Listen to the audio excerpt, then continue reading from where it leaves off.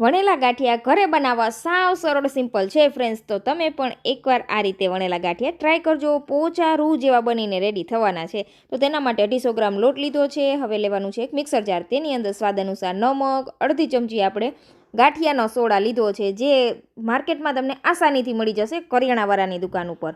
હવે તેલ અને પાણી ઉમેરી દેવાનું છે. 3 થી 4 ચમચી તેલ અને 3 થી 4 ચમચી જેટલું પાણી ઉમેરીને મિક્સર જારમાં ઉમેરીને એકદમ સરસ ફ્લફી બેટર રેડી કરી લીધું. પછી આ રીતનો લોટ બાંધી લઈને પછી જરૂર લાગે તો થોડું પાણી ઉમેરતા જઈને લોટને સરસ કૂણવી લેવાનો છે અને 10 મિનિટ માટે રેસ્ટ આપી દેશું. 10 મિનિટ પછી આપણે લોટને ફરીથી સરસ મસળી લેવાનો છે. આ રીતે સરસ મસળાઈ જાય ને લોટ, પછી તેની અંદર આપણે મરી ઉમેરવાના છે. આ રીતે આખા મરીને આપણે લોટમાં જ સરસ ટીપવાના છે. સાથે જ આપણે અજમો ઉમેરી દઈશું પસંદ હોય એટલો, અને હવે બધી વસ્તુને સરસ મિક્સ કરી દઈશું આ રીતના, અને હાથેથી આ રીતના આટી ચડાવતા જઈને આપણે ગાંઠિયો વણી લેવાનો છે. થોડીવાર તમને અઘરું લાગશે, પણ આ રીતે ફ્રેન્ડ્સ ખાલી આટી ચડાવવાની છે. વળ ચડાવતા જવાનું અને ગાંઠિયો વણી લેવાનો. સાવ સરળ સિમ્પલ છે. તમે 10 થી 15 મિનિટમાં 1 કિલો જેટલા ગાંઠિયા વણીને તૈયાર કરી શકો છો.